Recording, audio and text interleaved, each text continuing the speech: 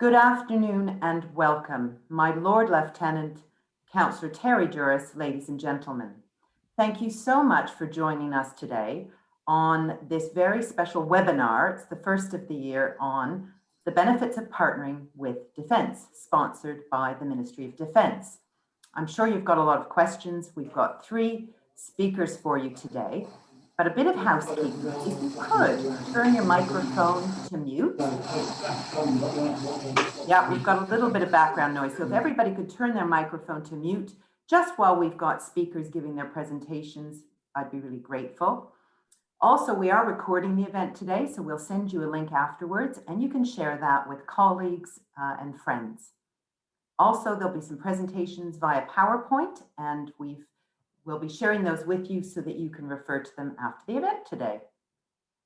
And again, if you want to get in touch with one another, use the chat function at the bottom of your screen. The agenda today is fulsome. We will get through by 4 o'clock.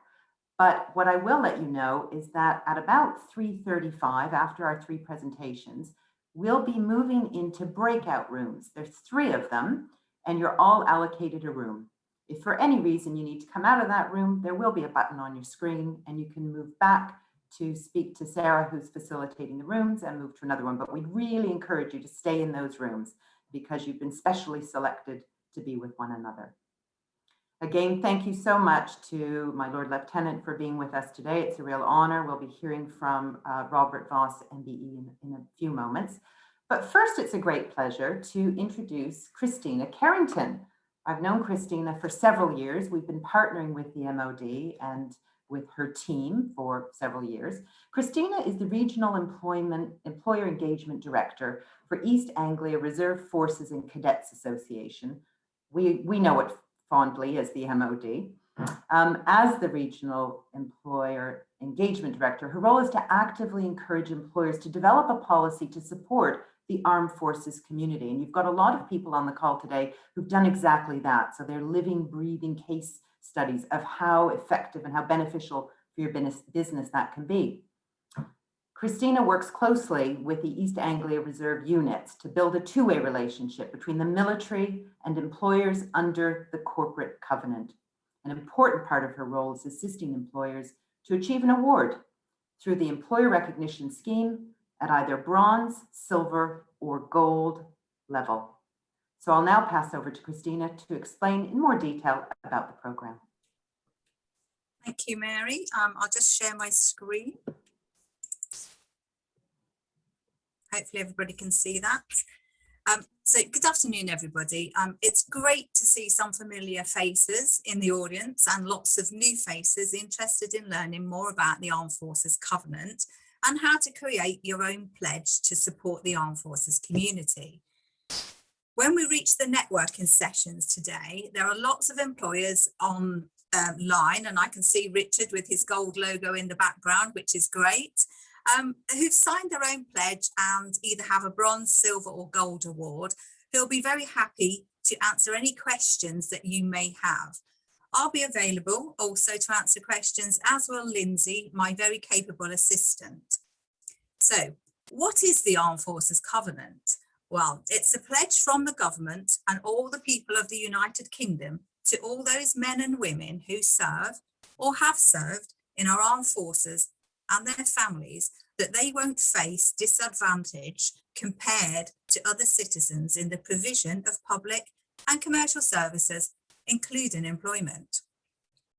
It's not seeking special treatment, although on occasion this may be appropriate where the ultimate price has been paid. It's not new. You're probably wondering why I've got a picture of Elizabeth I on the screen. Well, Elizabeth I was the first person to bring about a covenant as such, but she did this by imposing local taxes so that soldiers returning from campaign were looked after. Being very astute, she realised that if you didn't look after your returning soldiers, then future generations wouldn't sign up.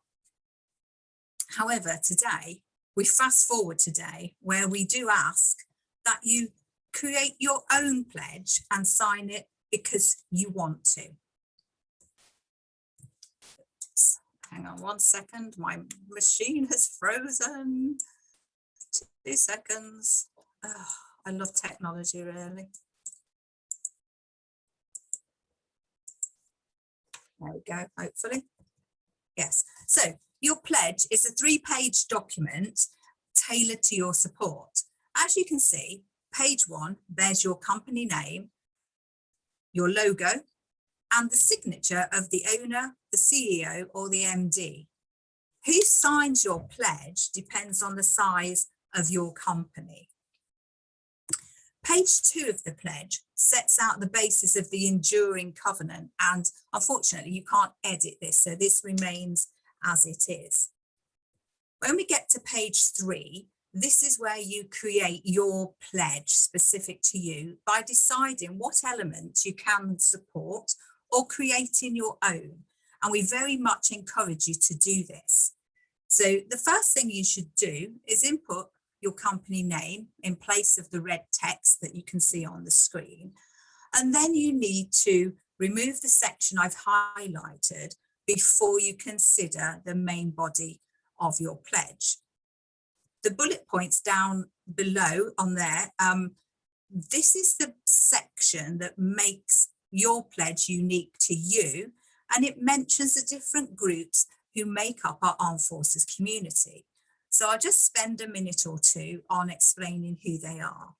So firstly, we have men and women who are still serving, whether as a regular or full-time member or as a reservist, those people who are employed in the civilian workplace and commit to defence in their spare time.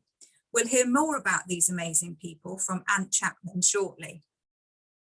The next group are veterans and service leavers, and they are men and women who have served or those who are coming to the end of their service career and are starting to look for their second career. They bring a diverse range of skills, both hard and soft, and have an extremely developed work ethic. You can access this pool of talent through the Career Transition Partnership, otherwise known as the MOD's Jobs Board. Spouses and partners, very quite often overlooked, but do make great employees. They are extremely resilient and able to problem solve at the drop of a hat, a skill gained through years of supporting their service partner, relocating the family every few years, resettling children into new schools, registering with GPs and dental surgeries, while also looking for employment. As a result, their CVs are quite often fragmented, but we do ask that you look beyond this when any of them come in front of you for interview. The final group that I'd like to mention are the Cadet Forces, both the cadets themselves and our Cadet Force adult volunteers. So the Cadet Forces are youth organisations similar to the Scouts and Guides, but who wear the uniform of their parent service, whether that's Navy, Army or the Air Force. The adult instructors gain skills and qualifications through their volunteering, such as first aid at work, thereby avoiding employers paying for external providers. Support for your adult instructors, as we term them, centres around time off annual camp during the summer months, where you'll see hundreds, if not thousands, of cadets leave home for a week or two of fun and adventure. Our cadets are amazing youngsters who, through their hobby, will become upstanding citizens who have a strong sense of community. We invest heavily in our cadets, giving them opportunities to gain BTEC Level 2 in public services or music if they join a band or corps of drums, and those who progress the furthest can achieve an ILM Level 2, as well as a bronze, silver or gold Duke of Edinburgh award, in fact, sometimes gaining all three. You should review paragraph 2.2 to remove the red text. And then that really is your pledge. But the pledge gives you some ideas on how to support, but it is your pledge and it is up to you what you put in that pledge. Once you complete it, send it into the Armed Forces Covenant at rfca.mod.uk or to me and my team, and we'll review your pledge for you and then we'll register it for you. Registration normally takes around 2 weeks, and you receive a confirmation email that sets out the terms and conditions of using your logo. We're copied into that email as well, and we'll celebrate your pledge across our social media platforms. We also like to follow you, or some people call it stalking, on your social media sites, and we'll help amplify your message too. The more you do this, the more it helps me and my team spread our message. So we are eternally grateful to everything that you do out there for us. Once you've registered your Armed Forces Covenant Pledge, then you become eligible to apply for the Employer Recognition Scheme. This is Defence's way of recognising and rewarding those supportive employers. The scheme operates on a 3-tier system of a bronze award, a silver award, and the ultimate, which is gold award. So at the bronze level, that's really an employer demonstrating their intention to support Defence people as they've pledged in their covenant. So an essential criteria on the bronze is that you must have signed your pledge and for it to be uploaded and registered on the gov.uk website. The next step in the process is to apply for a silver award. And on screen, we've got a few employers that are looking to do that this year. And the silver award is all about demonstrating your support for our armed forces community. And this is demonstrating it through your policies in the workplace, such as having a framework in your HR policy for supporting mobilisations. And there are a few other essential criteria in there. Me and my team, we work with everybody to help you in this process. And I sit at the board for the silvers just to answer any questions on your behalf should the military have any questions on your support. From the silver, the leap from silver to gold is phenomenal because the gold award is all about being an advocate for Defence. So we have a few gold holders on the call this afternoon, and they are real advocates for me. So when we run events, when we were in the real world, and hopefully soon to be face-to-face real world, they will stand up in place of me and talk to the audience about why they support Defence and what they get from supporting Defence, whether that's through their employees or various other ways that they can engage. And so they really do help me spread my message. And I think that's a really quick canter through, although we have got a networking session at the end, and there's plenty of people on the call willing and able to answer any questions. So thank you for your time, and I'm going to hand myself back to Mary to continue. Thank you. Thank you very much, Christina. An awful lot of food for thought and actions we can all take away. We're really proud at Hertfordshire Chamber of Commerce that we have signed the corporate covenant and we have entered and won a bronze award. So it really is, there's something here for everyone on the call. It is now my great pleasure to introduce the Lord Lieutenant of Hertfordshire, Robert Voss, CBE, CSTJ. And many of you will be familiar with many of the good deeds and the representations that Robert offers throughout the county, but some of you have not. So I thought I would just take a moment. It would take much longer if I was to try and give you the full background and CV of our Lord Lieutenant, but I just wanted to mention a couple of highlights because Robert really does have an interesting background.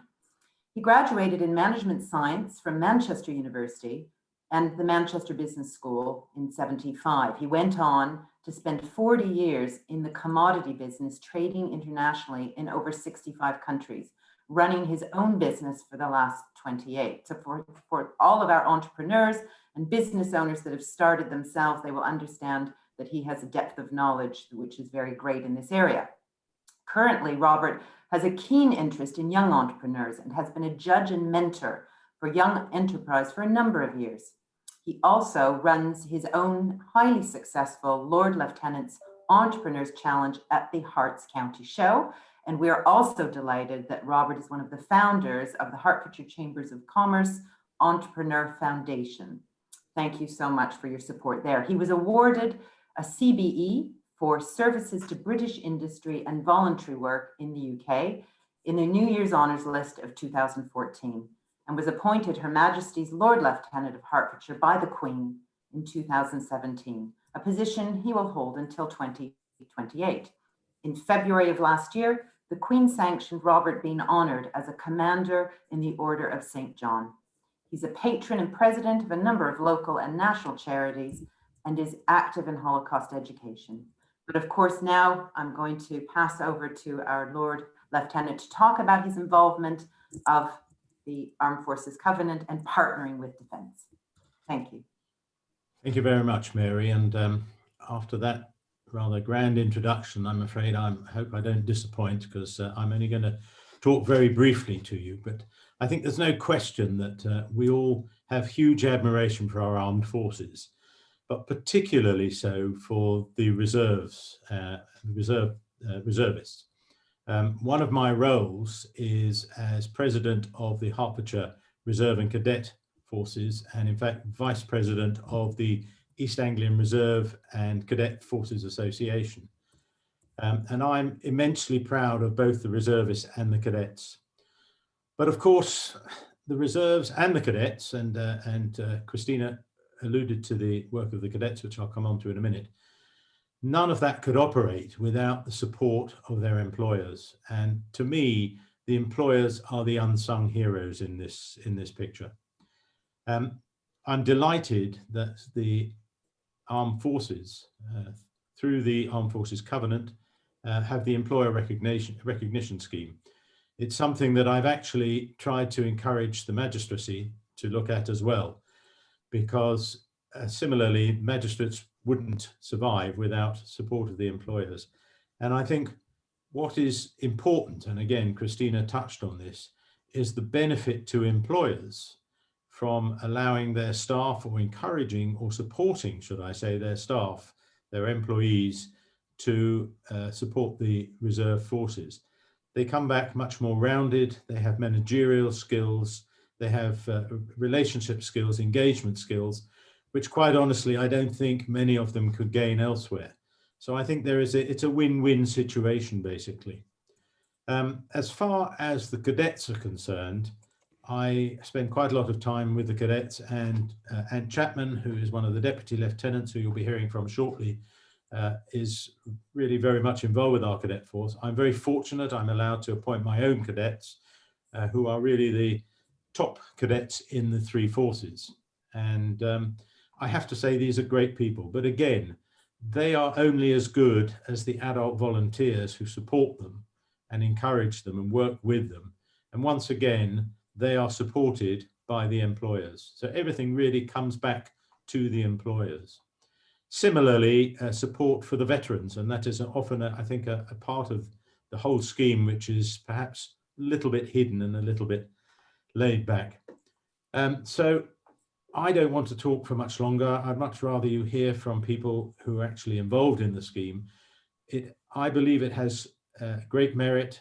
I think it shows, and I'm delighted that it does show, support of what I call the unsung heroes. And let's be honest, in the chain of command here, if it wasn't for the support of the employers, we wouldn't have a reserve force, and we probably wouldn't have a cadets units either. So all I want to say is, to those of you who are here, who are holders of gold, silver or bronze awards, thank you very much for what you're doing. For those of you who have come to learn, firstly, thank you for turning up and listening. It shows you already have an enormous amount of interest. And I hope you'll hear things that will impress you and will encourage you. We're very proud of our business community in Hertfordshire. We have over 100,000 businesses in this county. And I'm very proud that a large number of them are great supporters of our reserve, cadets, adult volunteers in the armed forces. The armed forces would not be able to survive without the support of the reservists, and therefore the support of the employers. So I will shut up from here on in. I think there's far more important things you can hear about, but I wish you all well, and I'm delighted to be able to join this event, and I look forward to learning myself and listening to what's going on. So thank you for your attention. And I think I'm passing back to you, Mary.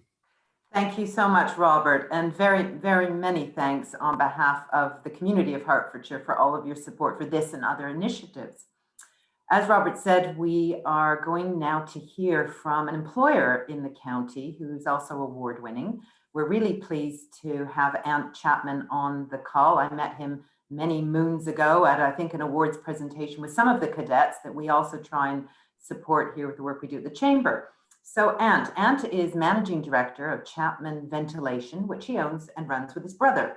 The business is based in Welwyn Garden City, from where they provide ventilation and manufacturing solutions to a wide range of clients.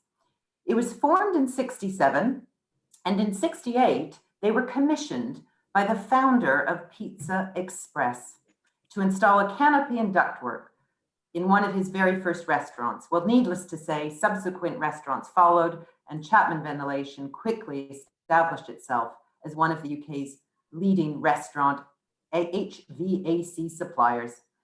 To this day, the business is still family owned. David and Anthony took over from their parents about 10 years ago, and their client base continues to grow. They now hand over in excess of 120 sites each year. They are very proud to have signed the Armed Forces Covenant and to be a holder of the silver level award, recognition award. Ant firmly believes that there are huge benefits in partnering with defence, particularly in the employment of both veterans and reservists. Over to you, Ant. Thank you. Mary, thank you very much for the introduction. If I'll share my screen and get underway. Hopefully you can see that. So as I said, Ant Chapman, a Managing Director here at Chapman Ventilation, that family-owned business that Mary described that I run with my brother. And as was said, we manufacture commercial kitchens and ventilation systems. I suppose the place you'd see our work most would be in those organisations that you see on the screen. If you're into a Five Guys or a Nando's, that's the kind of work that we do. With a lot of our sectors shut, it's been a pretty roller coaster year, but we're seeing positive signs that everyone wants to get back to their favourite pub and their favourite restaurant just as soon as possible. But broadly, we're a normal business in the private sector. I was asked to talk today about why I see partnering with Defence as a good thing and what we actually do as a company to make that statement a reality. I'm well aware that a lot of you have signed the Armed Forces Covenant. Many of you have got employer recognition scheme. So a lot of what I'm going to say is aimed at those that haven't, but to everyone, it's our personal experience and hope you find it interesting. I suppose the important bit to cover on a bit of background is that I'm on both sides of this equation. I'm a business owner, but I'm also a reservist. So I'm in the Royal Navy Reserve, and I currently look after the relationship between the Royal Navy and employers of reservists and those wishing to employ reservists. It's been a fascinating period for me working on the military contribution to the pandemic, seeing firsthand the fantastic people in defence supporting the NHS and the wider community. The Maritime Reserve alone have put up over nearly 300 people to support the COVID pandemic that we've been going through. But I'd say that from Brigadier Prosser standing next to the Prime Minister at those daily briefings, to Lieutenant Amy Blake, a Royal Navy reservist who gave up her Christmas Day to assist with COVID testing in Kent to try and get as many of those stranded lorry drivers home. I'd suggest that both Brigadier Prosser would be a huge value to any organisation if he opts for a second career after the army, and that Amy Blake is probably someone who would be hugely valued by her civilian employer. If she's prepared to give up her Christmas Day to do that, I'm sure she would add value to any organisation that she was part of. I think it's important to say that between those two organisations, my civilian life and my military one, I've taken far more from my Navy career across to my civilian job than the other way around. That may be in ideas, working practices, leadership, or even people. I've known for a long time that ex-forces and reservist personnel bring something extra, and I've looked to use that in the business that my brother and I run. I managed to bring some structure to this approach when I brought Ian Finch into my business. Ian had worked for me as my Chief of Staff when I commanded HMS Wildfire at Northwood headquarters. He ran me and he ran my unit. We kept in touch, and after he left the Navy, in fairly short order, he began a role at Chapman Ventilation, looking after our health and safety. The point I make there is that the military community bring transferable skills. People from the military are not just about guns and tanks and planes and fighting. A huge amount of what we do in the military is about leadership, is about planning, project management, teamwork, and all of those things are completely transferable. So three things that I think people should do, organisations should do if they're looking to progress on this journey. And I know many of you on this call have started already. So I'd say number one, become the Armed Forces champion in your business or appoint someone else. I appointed Ian into our business and he's absolutely owned that role, and he works closely with Christina and the Reserve Forces and Cadets Association, and he does that really, really well. So that would be my first point. Then secondly, as has been mentioned, Christina covered it off, sign the Armed Forces Covenant, where you agree in ways that your business relate to working with the military. So for example, for Chapman Ventilation, we can't offer military discounts as we don't sell to individuals. We're a business-to-business organisation, so it's not possible, but you may be able to. There are things that everyone can do, and I'm sure Christina would be able to provide more detailed support than I can. Then thirdly, as has been mentioned again, the Employer Recognition Scheme, where you can really start to demonstrate serious levels of support to the Armed Forces community. We're very proud of our Silver Award, and we're in the process of applying for Gold, and we're working with Christina to work through that process. So what do we actually do as a company in support of the Armed Forces? As Christina said on the call, it's very personal. Each company is different. So what do we do? Well, we offer reservists a full extra 10 days holiday a year to conduct their annual training. We pay them for that period as well. I see that as value for money, considering the skills that they then bring back into the business. And at the moment, we have another Navy reservist and an Army reservist working in the business at the moment, as well as 3 veterans. We also offer insight days to serving personnel who are looking to transition into civilian life. The aim is to give service leaders an understanding of what happens in a private sector SME. Half a day in the office and then half a day on various building sites around London, followed by lunch somewhere, all looked after by you. We also offer longer work experience packages. For our most recent one, we hosted an RAF warrant officer for a fortnight, and he was looking at various engineering options for his first career outside of the RAF. We put together a program that covered off all the parts of our business, from logistics through to manufacturing, project management to health and safety. We made sure that he went to a better place to make decisions around what would be his first ever job outside of the forces. And we also contribute networking events, both inside and outside of the MOD construct. There's the Officers Association, Liquid List, Levers Link. There are many. There are many of these very good organisations. And we're active in this area because of the accessibility. Quite rightly, the big projects and programmes that are run are tailored to the large multinationals. But this avenue gives us an opportunity to interact with and support service leavers. We're not just doing it for them, though. We use this as a very valuable recruiting channel. We recruited an officer from the Royal Engineers via this route, and his performance with us was exceptional. He completed our project manager induction phase in under half the time we would normally expect, and he had all the attributes that we know come from the service individuals. He was professional, smart, punctual, quick thinking. He's moved on again now, and I'm sure wherever he's working, he's added to that organisation. Most important of all is our relationship with East Anglia Reserve Forces and Cadets Association, as you can see there, where Christina and others are on hand to provide the support that we need. And I'd say for those of you that don't engage with RIFCA at the moment, if you need a single point of contact, that's where you should start. Go through the RIFCA, get in touch with Christina, and everything else would flow from that. So there we go, a broad outline of what we do, whether that's insight days, networking, mentoring, all of which are valued by the people who benefit from them. But let me be very clear, at the same time, we make sure we benefit from the fantastic training military personnel receive, be they ex-regulars or reservists. I've seen it time and time again, and I can't emphasize enough how much value these people bring into any organisation. So our story is our story, and it'll be different for everyone else on this call. If you're doing any of the things I've suggested, then thank you for being part of it. it's great to be part of a community who are really supporting defence. If you're looking to start out on this journey, then have a conversation with the RIFCA. That's where it starts and ends. That's what I would recommend. And if you want to find out more about what we do as Chapman Ventilation, then please do get in touch via the chamber. I'm sure they'd be happy to facilitate that.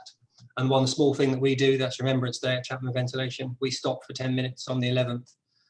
We have a very short service, and we think it's something that we think is important, and people seem to appreciate it, and we get 100% attendance when we're allowed to, COVID permitting. So in summary, partnering with Defence, I think, my opinion, I think it's just good business. That pure and simple, it's just good business. Look at the Armed Forces Covenant, look at the Employer Recognition Scheme. And then finally, I suppose, if you see a CV from a veteran or a reservist, please do consider them, because I think you might be pleasantly surprised at what they could bring to your organisation. So thank you. Well, absolutely brilliant, Ant. Thank you. There couldn't be a better ambassador. And I think, as we said before, you're living, breathing practice of how this benefits your business. Again, I think we're all back in the room. Would that be right, Sarah? Yeah, fantastic. I don't know about the rooms that you were in, but we were having some really good constructive dialogues from everybody who have not yet engaged with the corporate covenant to those who have won a bronze award, want to get silver, silver to gold, and so on. And certainly a message that came across very clearly is, Christina, everybody wants your details. So if we can make sure that we can share your email address and contact details in our follow-up, I think it would be really appreciated. I certainly have some events that are coming up and other things that I'd like to share with you. But before that, I'd like to thank again the Hertfordshire Lord Lieutenant Robert Voss, CBE, for joining us. And I'm looking for Robert. There he is. And I'm just wondering, at this stage, are there any closing remarks that you would like to add, or would you like me to move? No, I'd just like to say I joined 2 of the breakout rooms. Very interesting. Good to hear from some ex-military personnel and explaining in a way the difficulties they found, or the fears and challenges they thought they had when they left military, and in fact how relatively easy it was to fit in to civilian life.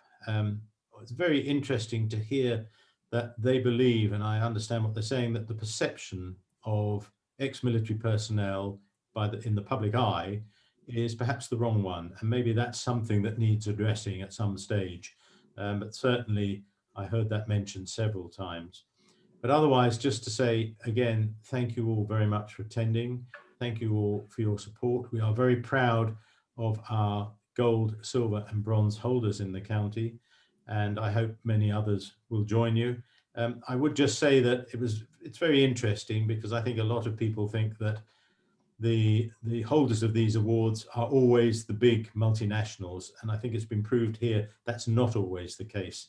As Ant has proved, as 1 or 2 others have spoken today, very often it's the SMEs, and we're very proud of our SMEs, who really do a lot of the groundwork and who are the backbone of not only the industry in this county, but also in the Employer Recognition Awards. So thank you all very much. It's been, for me, very interesting, and as I say, a great honour to be involved with the Reserve and Cadet Force Association. So many thanks. Thank you so much, Robert. I can see that the chat function is quite busy right now, so I would encourage any of you to make note of the email addresses that are offered for support if you're trying to get to the next level and want to talk to another business that has got to gold or silver, and keep the dialogue going beyond our webinar today. Just a couple of short announcements. Thank you so much, before I do those announcements, to Christina Carrington, to the Lord Lieutenant of Hertfordshire, Robert Voss, and to Ant Chapman. We've got some events that may be of interest to you coming up. We have an Artificial Intelligence and ICT Summit with Ocado and Boston Limited. That's on the 18th of March, if that's of interest. We also are launching the Hertfordshire Queen's Awards on the 11th of May. It's not yet published, so you're the first to know, but on the 11th of May. And again, delighted that Robert Voss, MBE, will be with us. It's sponsored by the Hertfordshire LEP. And for those of you who are into awards, I would really recommend learning a little bit more on that event.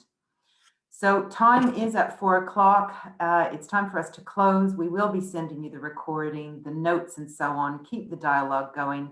It leaves me to say a very special thank you to the Lord Lieutenant for attending, to Councillor Juris, and to everybody here for showing your support and being the heroes of the experience of partnering with Defence. Thank you so much for Hertfordshire Chamber of Commerce, and have a very safe journey back wherever you've got to go to. Thank you. Thank you. Thank you.